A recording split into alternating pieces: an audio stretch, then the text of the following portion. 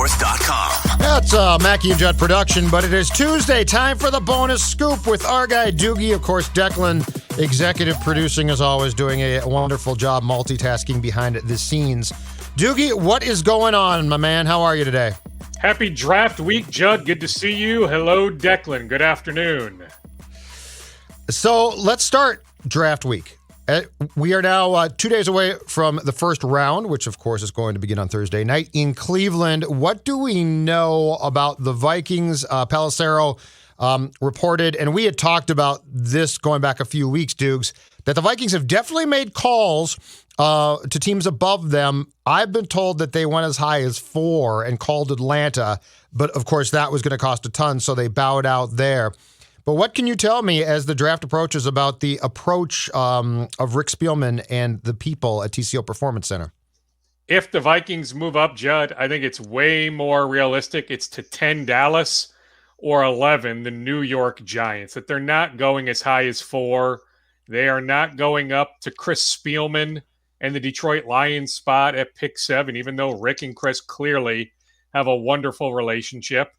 Denver at 9, I guess, offers some intrigue. George Payton, Rick's guy. But I think it's more realistic that it's 10 or 11 for one of the offensive linemen. Now, does Penei Sewell get that far? Does Rashawn Slater get that far down the board? I think it's more likely it's Rashawn Slater. So I think if the Vikings end up moving up on Thursday night, Judd, I think the target is Rashawn Slater, offensive lineman, Northwestern. Which would probably be, they would probably need to be 10, right, for that one? Like, that's probably the territory, because he's not going to get to 14, I don't think. But I don't think he's going to be taken really early. How early do you think, or how far up in the draft do you think that they would have to move to be very confident that they could get Rashawn Slater? I think the real key is jumping the Chargers at pick 13. So the Chargers, with a new coaching staff, one of the gentlemen they brought on board was at Northwestern. Small world, right? Was at Northwestern the last few years. So they have somebody in the building that has the book on Rashawn Slater. I'm led to believe that book is pretty squeaky clean, that there's a lot to like about Rashawn Slater. If you look at the Chargers tackle situation, they can certainly use a tackle. So I think the real key is just to move ahead of pick 13, the Los Angeles Chargers. What does your spidey sense tell you right now if they stay at 14 positionally? Tackle still? Because I think we all agree that they need help on the line and especially a tackle. The wild card, Dukes, for me personally, is the presence of Zimmer and, of course, his love of defense. And here's where it gets intriguing to me. So they don't have a second-round pick. But if you were to bail backwards and target Kwity Paye in the 20s and trade that 14 pick to a team that also threw in a second-round pick, that's the one thing where I think that Spielman and Zim could actually come to an agreement because Rick not having a second-round pick, I think, is really going to bother Rick. Oh, I agree on that.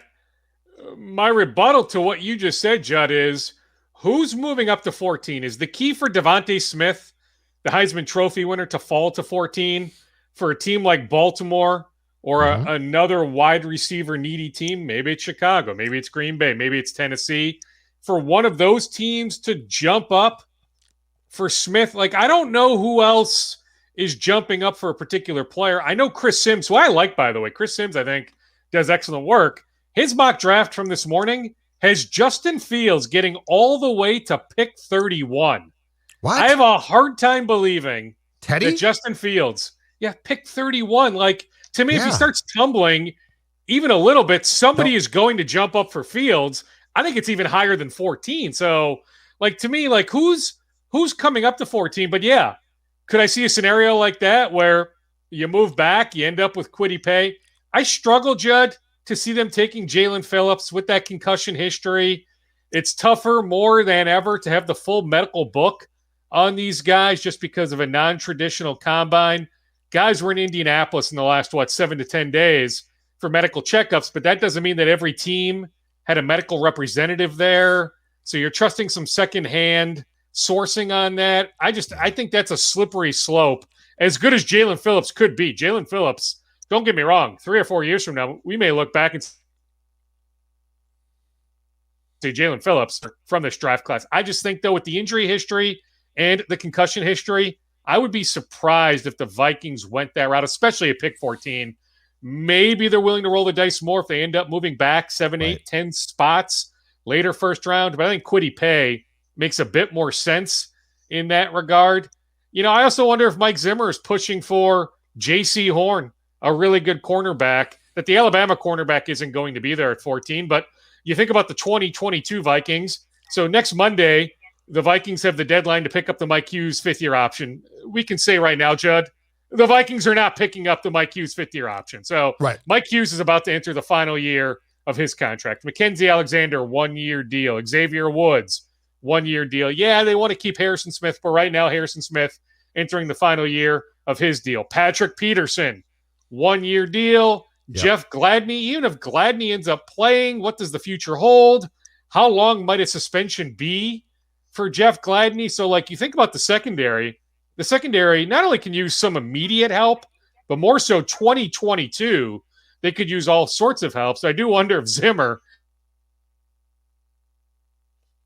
I don't think fans want to hear that. They want a little bit for the cornerback. But if I had to bet right now, Judd, unless there is a really good trade back scenario, I think if they end up staying at 14, it's an offensive lineman. If they move up from 14, it's an offensive lineman. Let's talk about what you just talked about with the Chris Sims mock draft, Justin Fields. After I covered the 2005 draft, in which Rodgers went from being the presumptive possible first overall pick, and it was Alex Smith went to San Fran, and then he began to free fall into the 20s. I said there will never be a quarterback like that again who's projected that high, who falls that far. Now, Teddy did. But I also don't think that by the end of that year, Teddy was the presumptive top 5 pick. Fields was. I can't imagine that you are not right in this case. I can't imagine that somebody wouldn't come up and get him if he truly started to free fall, like 214, and offer the Vikings, if they didn't want to take Justin Fields, something, right? I don't see a scenario in which a guy who, as recently as 2 months ago has been batted around as the 3rd overall pick, and at one point, the 2nd pick. I don't see in a quarterback-starved league, Dukes, how you get him to the end of the first round. Well, just look at Washington and Chicago. You mean to tell me the Washington football team and the Bears are passing on Justin Fields, that he would get all the way to the early 30s? No way. There's not a whole lot of certainties heading into Thursday night, but that is one thing that I'm pretty certain on, that Justin Fields is not lasting that long. Hey, how about this question, Judd? If Justin Fields is staring the Vikings in the face at pick 14, would they be making a mistake selecting him? No, I don't think. No, I don't think they would because either. I don't think so. So here's the thing: Ponder was a reach. Ponder was projected by many back then, Doogie, as a 2nd round pick. Okay, and the Vikings were desperate, and that's the key word here. They were desperate. So at that time, Les's desire was for Rick to get him a veteran starter, which they did in McNabb. Rick's desire and desperation was, I got to draft a quarterback, which he did in Ponder, okay? If Justin Fields is staring you in the face with what we know about him, you aren't desperate. You've got Kirk. But that puts you in the catbird seat, in my opinion, to say, we're not desperate. We just think he's that good. And if you're right, we're talking about a problem solved for what, Doogie, potentially 10 years? With if Kirk is gone after 2021, possibly 4 years of a rookie contract, which for a quarterback is a bargain basement deal. No, I think the Vikings might be making a massive mistake if Fields is there and they dump the pick. I think I'd take him. I would take him too. Let me even take it a step further. Could there be a scenario if Fields is sitting there at 14 that this season is not necessarily a redshirt season for Fields? They creative, find different ways. Think about the Saints, the way they use Taysom Hill. Not that Justin Fields is quite the athlete that Taysom Hill is, but could you get creative in some different ways to get Fields on the field this year? Interesting. To help you win games? I like it. Just something to ponder. But yeah, I'm with you. If Justin Fields is sitting there at pick 14, there's too much value there. Even if you feel like you've got your quarterback for the next few years, I'm not anti having the next guy, on the roster. Like that to me would be a no-brainer. It would remind me of way back when I was at the peak of my fandom. It would have been 1995. Warren Sapp is sitting there staring the Vikings in the face. They passed on Warren Sapp. I was in my buddy Zach's living room. We literally went ballistic. I was 15. He was 15. So again, the peak of my fandom. I've been jaded, being in this business since 1996. But in 1995, I was all about being just a diehard fan. And for the Vikings to pass on Warren Sapp, I thought it was moronic, idiotic. And you know what? Even with his off the field hiccups, it was. And not that Derek Alexander was a complete bust, but they missed on Warren Sapp. I would have maybe comparable feelings. And not to say that Justin Fields is going to end up in the Hall of Fame like Warren Sapp has, but I think I would have those same type feelings if Justin Fields is sitting there and they at least don't act on some sort of trade opportunity, at least take advantage of being in that situation. Fine, if you want to pass on Fields, but if you just stay there at 14 and take Darrisaw from Virginia Tech or Barrett Tucker from USC and you pass on Justin Fields, I don't see that. Judd, I would go nuts over a scenario like that. And Dukes, too, this is a quarterback. This is a position at which you've been starved to fix for how long, right? And heck, to go back to the days of your fandom, we have seen them try and fix this through short-term things, and some of them have been a lot of fun. Brett Favre was great fun, but that was never going to be long-term. And they took their shot with Kirk, and I completely get that. I don't think it's going to work as far as going to a championship. But if you are looking at a QB, it's what Phil and I have fought about forever. In retrospect, you had 2 picks in 2005, and you took Troy Williamson and Erasmus James, and a quarterback who a lot of people thought might have been the top overall pick in that draft, Aaron Rodgers, just went right past you. 2005, it was a mistake. 2021, that's malpractice. This is the most important position, Doogie, in all of sports, right? So if Justin Fields is the real deal, and there are questions about everybody, and there's subterfuge constantly, I get that.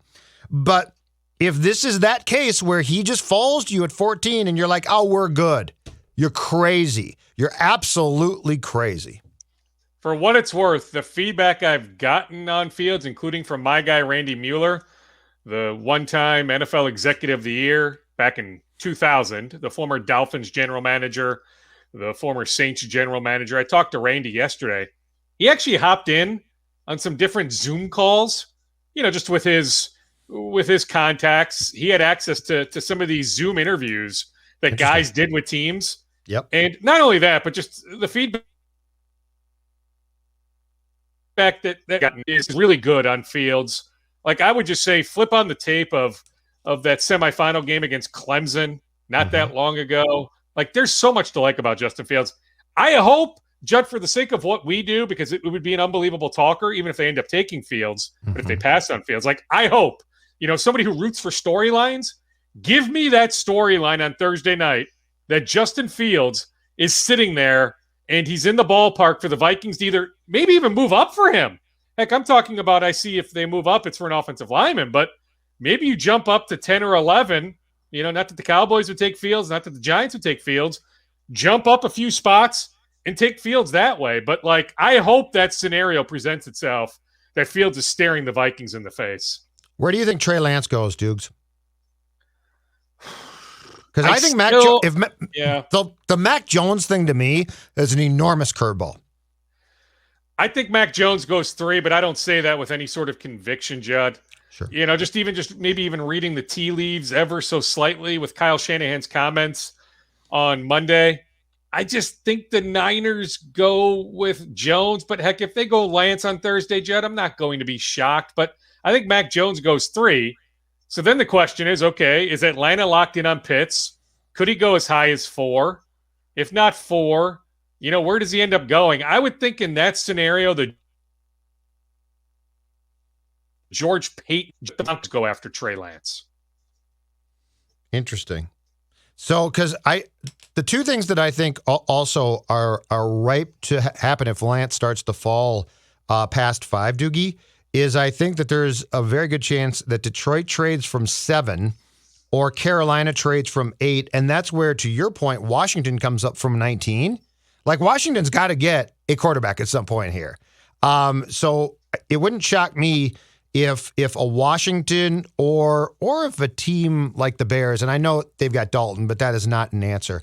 If a team like the Bears came up to Carolina's pick. So this is where I don't think you're going to get a quarterback free falling like has happened in, 15 years ago, because I think that for the most part, all of these guys are regarded too highly. The only guy that if he doesn't get taken, I could see falling a lot is Mac Jones, because I have no idea what to make of him. And I think that Shanahan sees him as his Kirk. But beyond that, I don't think that there's a lot of teams probably clamoring for Mac Jones. I think those top 4 guys are probably, or they should be safe to go high. They should be. I mean, the floor is seemingly Chicago at pick 20, right? That Washington is where, 19? I don't have the full. But Washington could come up to 8 to Carolina, for instance. Whether it's Washington at 19 or Chicago at 20, that those would be 2 teams to keep an eye on. If a quarterback free falls, that the quarterback doesn't get past those 2 spots, or one of those 2 franchises moves up. Could Trey even go to Carolina? Like, the date on Sam Darnold's 5th-year option is after the draft. Like, are we sure that Carolina, even though they gave up a decent amount, but are we sure that Carolina is completely married to Sam Darnold? Nope. Now, if Denver doesn't end up with Trey Lance, doesn't it make logical sense for Denver to make a trade for Teddy Bridgewater? That George Payton knows Teddy really well, that Teddy ultimately ends up in Denver? Like, I could see that happening. That would make a lot of sense to me if Denver doesn't end up with Lance or potentially Fields. But it ain't curious, because we know how badly the Vikings need offensive line help.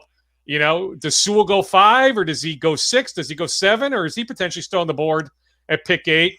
And I told you, I think the floor for Slater is pick 13. Yep. But is it possible that a team a little bit higher up, like Dallas, I think needs a defensive back. I think Dallas going cornerback, the Alabama cornerback, makes a lot of sense. But could Dallas even go Slater at pick 10?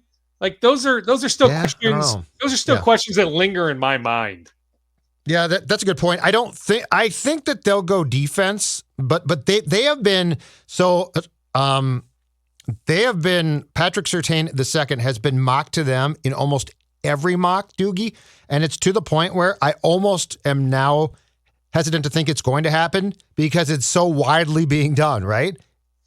And like, if you see every mock agree, that pick, unless it's the top pick, that pick, like at 10, is not right. So you might be right. Here's my question too. So and we see that all the time, Judd. So like last year, just using last year as an example, Kinlaw, the interior defensive lineman, was mocked for the longest time to the 49ers. The 49ers ended up trading, was it to Buckner, to Indianapolis? So they had this need, interior defensive line. Like, that made sense for so long. What ends up happening?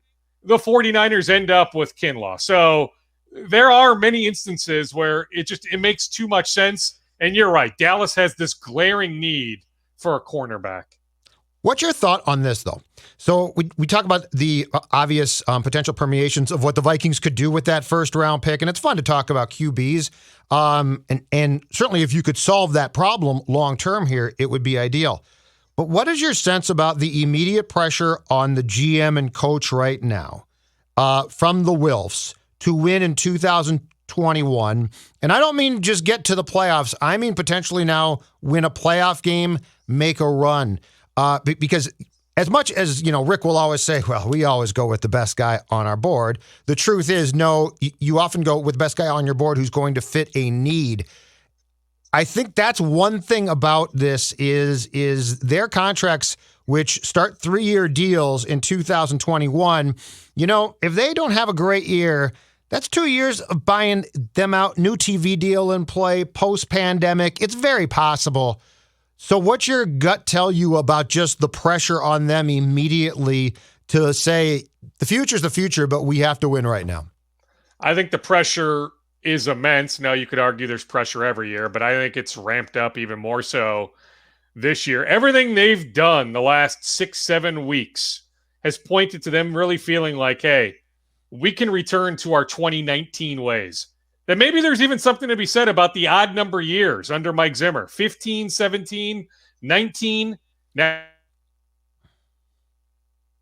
21. That this is the thing. We are returning to the playoffs. We are way closer to the team that won a playoff game in New Orleans, went to the divisional round. Yeah, didn't play well in that San Francisco game, but we're closer to that team than the team we saw last year. And when you think about the returns of Danielle Hunter, Anthony Barr, Eric Hendricks missed a lot of time last year. Michael Pierce is playing, signing Tomlinson, bringing in an older Patrick Peterson, who they feel like is still an upgrade over what they had in-house.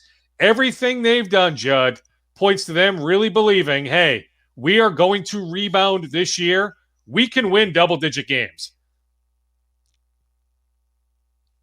Like bare minimum, 10-7, 11-6. That we will win double-digit games. So I feel like from the Wilfs on down, that is absolutely the expectation that they feel like come this week, they can fix the offensive line. If not fully this week, there's still some guys available in free agency, but I can tell you, Judd, there's nothing hopping on Eric Fisher. Maybe there will be eventually. Yeah. Nothing hopping on Eric Fisher right now.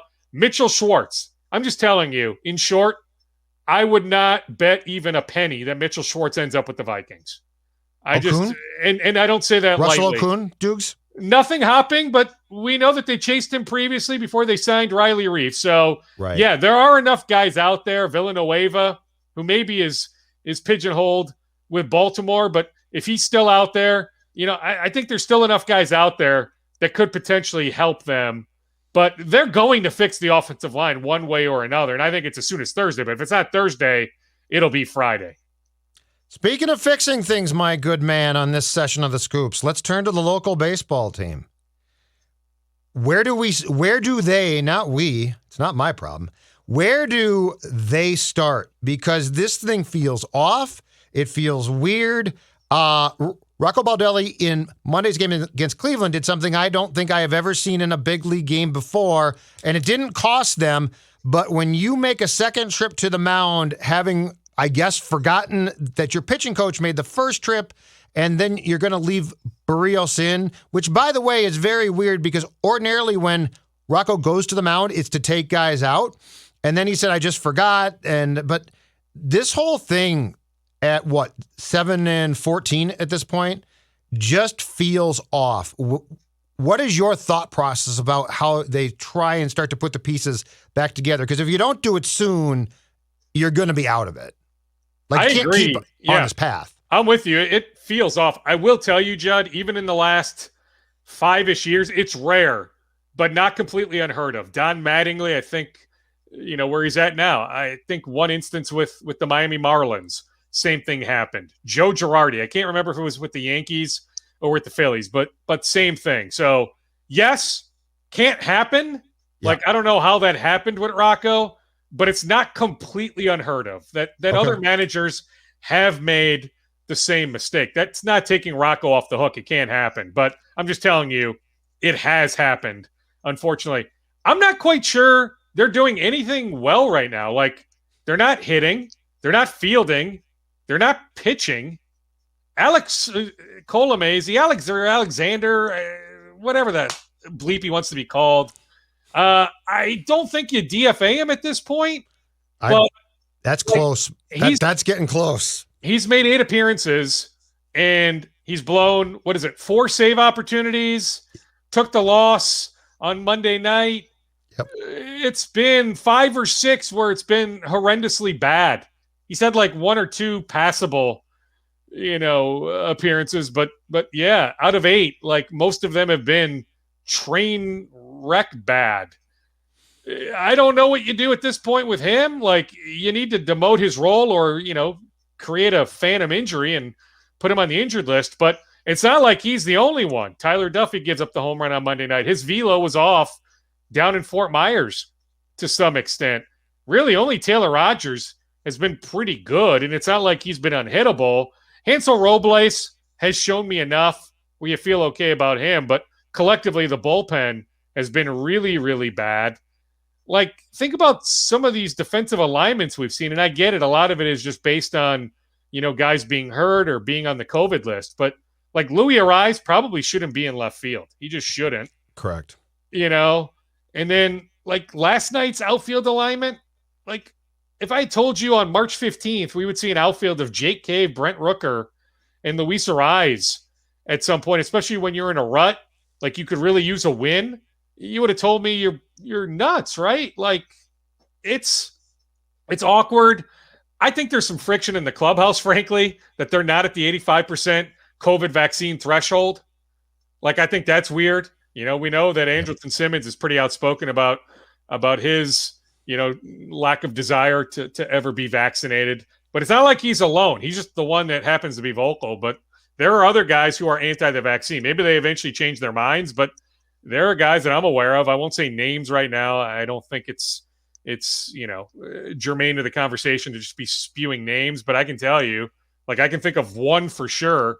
He's just not interested in the vaccine. Just isn't. Maybe his mind has eventually changed. So I wonder if that is creating some interesting dynamics. I'm not suggesting it's over, but like they started in 2016, 7-14, and they ended up losing 100 games. So, we've seen it go, way out of control with a start like this. We also saw 2006, where in late May they were 8 games under 500, then finished the season 71-33. So, I mean, that's the thing. There is a track record, Judd, with a lot of these guys, but there's other guys like Mitch Garver. It's entirely possible that 2019 was the outlier. That was the career year. Mitch Garver's never going to touch those numbers again. That they need some catching help. I don't know where you go find it. Like, I would at least make a phone call on Jonathan Lucroy. The Twins have not done that to date. I checked on him for this very conversation. The Twins have not made a phone call on Lucroy. And not that he would solve a lot of problems, but that would allow you to send Jeffers to AAA, let him get some seasoning at AAA, something he hasn't done, and you would have Lucroy as your number 2 catcher. I mean, I would look at Shane Green. He's a pretty good reliever that's on the market right now. Now I need to chase an update on him, but like, you mean to tell me Shane Green couldn't at least help the bullpen a little bit to get caught up to speed? But that's a move that I would certainly look at. But like, I don't know, Judd. Like, even Michael Pineda, who's been so good, wasn't so good his last start. And right. Kenta Maeda, is regressing. I mean, it goes back to what former Twins general manager Bill Smith told a good friend of mine years ago. Like, guys have good years, and then there's always this expectation that every one of them comes back the next year and has another good year. And it never works like that. There is a regression to the mean. And I think we're seeing a lot of that right now. I wish I saw some more fire from Josh Donaldson. My father-in-law brought up an interesting point this morning with me. He told me, maybe it's recency bias watching these Twins-Indians games, but he misses Eddie Rosario. That he felt like it's like Twins, this personality to the Twins that they are desperately missing right now. I told him I respectfully disagree, but that's a working theory. I don't think he's alone on an island with that opinion. But I don't know how they fix it, Judd. And I actually think the Royals might be close to legit, maybe not 90 win legit, but that they can win in the mid 80s. And like, for the Twins to get to even 88 wins at this point, they would need to play about 590 baseball the rest of the way. Yeah. And I just don't see the evidence. And I'm on the record preseason saying they're a playoff team. And so, like, I'm not going to change after 21 games, but I'm being a realist. Like, it's hard to see the path to them playing nearly 600 baseball the rest of the season to get to 88, 89, 90 wins. So you touched on a thing that I find to be intriguing about this whole thing, because we don't have, and have not for 2 years now, had access to the clubhouse, Doogie. We don't know a lot of things. I mean, it's all Zooms, which is basically post-game shows. But it feels like, when I say something's off, it feels like there are dynamics that we don't know a thing about going on. 2019 was incredibly smooth for Rocco and the team. But part of the reason why was, like, it didn't take a lot to walk in that clubhouse for the limited amount of time that we're allowed and to like sense what a difference Cruz made, what a difference the whole team felt, that there was a camaraderie there that was really good, that there didn't seem to be the old, from a couple of years before that, the Lance Lynn thing, right? Or the Lomo, where you're like, these guys, this is not going to work. It feels like that. It feels like something's off in the clubhouse to what you're saying. We don't know what. They're not going to share it. But that's why it definitely does not. It doesn't just have the feeling of, well, they're struggling and they'll be fine. Something's gone off the track, and I can't begin to tell you what. But in sports, I think we underestimate how important that becomes because we get so caught up in analytics, statistics, right? Like what's Mitch Garver doing at the plate? That we sort of forget the dynamic of these guys are playing an incredibly intense game. The seasons are long. They're with their teammates more than their families. And if they don't get along and things start to go sideways, that's going to be a problem. Like the old thing of 10 guys, 10 cabs, that can work for superstar teams sometimes, but that's not true across the board, in my opinion. And I mean, I'm not even quite sure how exactly you quick fix it. I'm with you, Judd. I don't have all the answers. You're right. With us not having access to the clubhouse, I don't have the insight that I normally would. I'm just telling you, though, we know, like, this is fact. Now, it could change. Maybe some guys change their minds. 2-3 weeks from now, the Twins reach that 85% threshold. But right now, there are teams that have hit the 85% COVID vaccine threshold. The St. Louis Cardinals, some others. Mm-hmm. And those guys are now allowed to do a lot more than the Twins can do.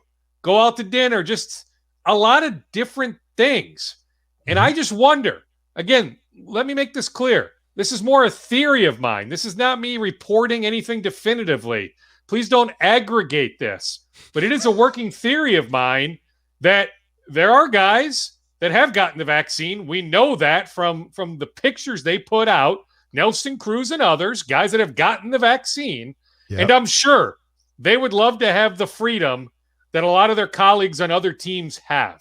And the fact that they don't have that freedom, I just can't help but wonder if that's creating, even if it's just a little bit of friction, but some sort of friction in that clubhouse. And hey, there could be a really good team. I don't have intimate knowledge of the Kansas City Royals or another team that's in first place.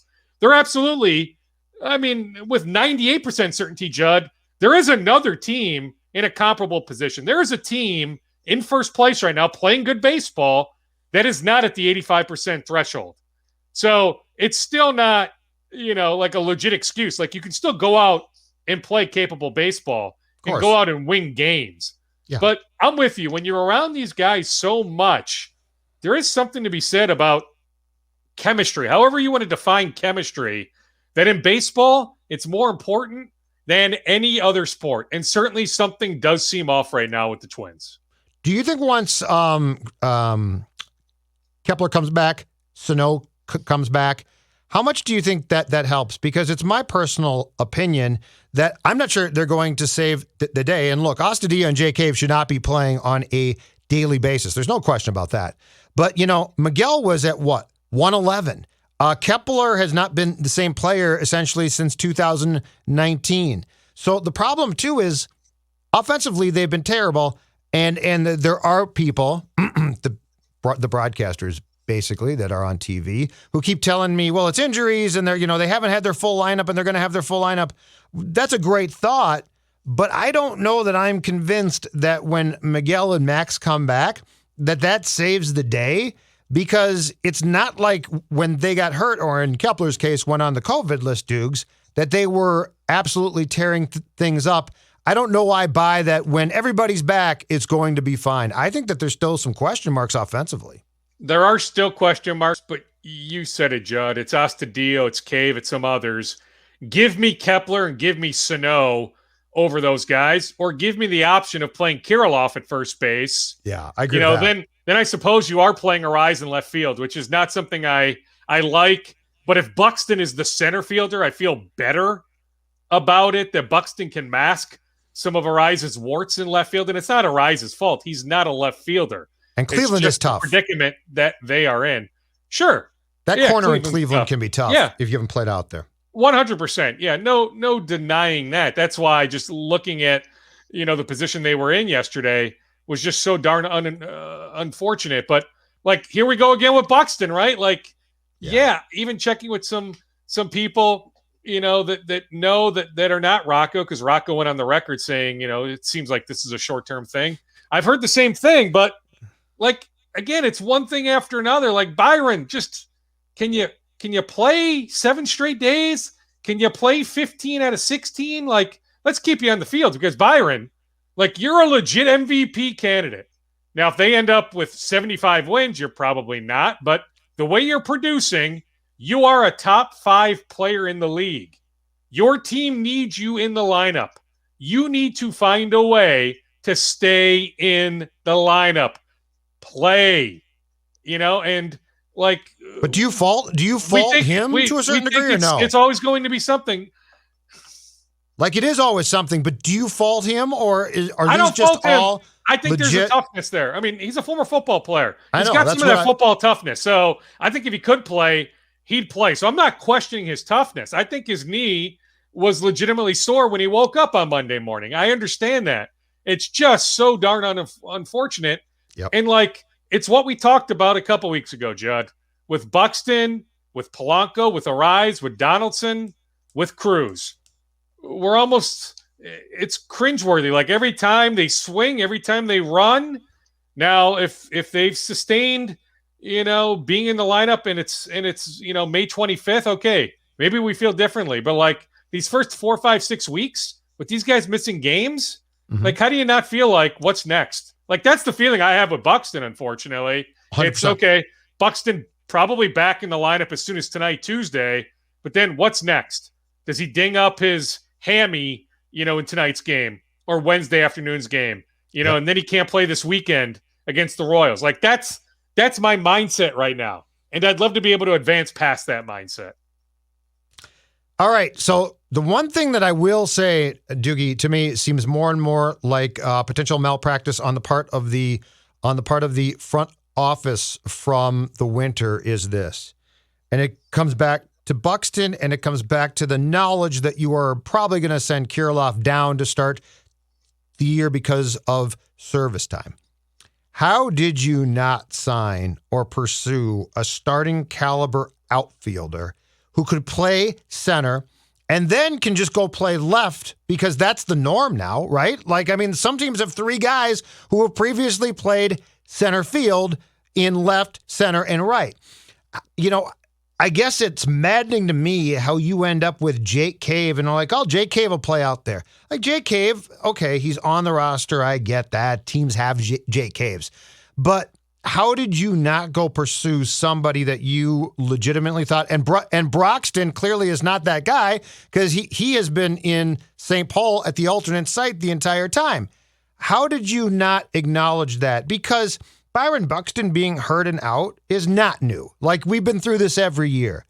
I guess it's maddening to me because you could have assured this player some playing time in left, so it's not like, oh, it's just a bench role until Buxton gets hurt. It's actually pretty much a full-time role. I don't understand, if you're going to be a contending team, how you didn't like do the math there and come up with a solution of, we got to pursue this player because we cannot count on Buxton playing. Take your pick. 140 games. Yeah. They have a healthier opinion of Jake Cave than you and I do. And they feel like if in a pinch, Max Kepler can play center field. That Max Kepler can be an above average defensive center fielder. So they can always shift Max Kepler over. And they felt like once they made the move to help out the infield defense, the pitching staff with the Angelton Simmons move, okay. Yep. What do we do now with Louis Arise? We're going to have to create some at-bats for him in left field. So I'm not saying that they were right about that, but I'm just taking you through their thought process on this. But yeah, like, even into February, Jackie Bradley Jr. was sitting out there. It's not like Milwaukee had this glaring outfield need. No. Milwaukee doesn't even have the DH. Yeah, Milwaukee Kane in center field. Hey, yes. Like, let's go get this guy. Yeah. Right. So, yeah, you could argue that with Jackie Bradley Jr. sitting out there as long as he was, and it's not like Milwaukee broke the bank for him, that the Twins made a mistake not pursuing Jackie Bradley Jr. Absolutely. Final scoop, sir. Run through some final scoops for us. Sure. I try not to overuse the word hero, especially in sports. I think it can be nauseating, when some commentators use that word. But in this instance, real life, I don't think I'm overstating it that Kim Royston, I know Kim's dad, Chris, real well, going back many years. Kim Royston, the former Gophers defensive back, he started at Wisconsin, so he was a great athlete at Cretin-Derham Hall, committed to Wisconsin, transferred. The rare athlete went from the Wisconsin Badgers to the Minnesota Gophers back in the day, played for Tim Brewster. So Kim is now the assistant principal at Plymouth Middle School. So a kid brings a gun to school on Monday.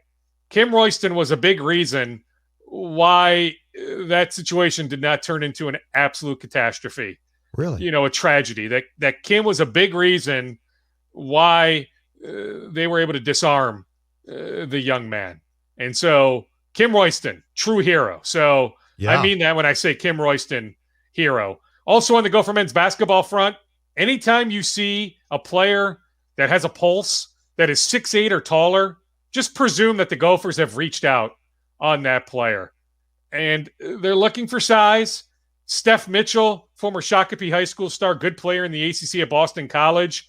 Multiple Gophers coaches have reached out to him. He is now in the portal. It does sound like he is actually going to test the NBA draft waters first. Why not?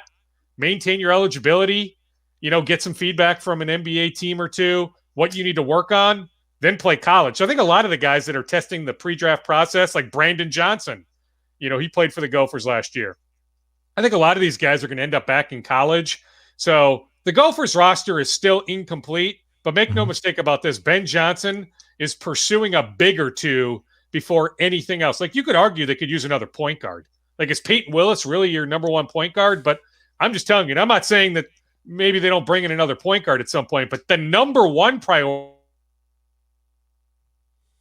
right now, big. So Steph Mitchell is one name. Sterling Manley, who's in the portal, he played at North Carolina. He's another one.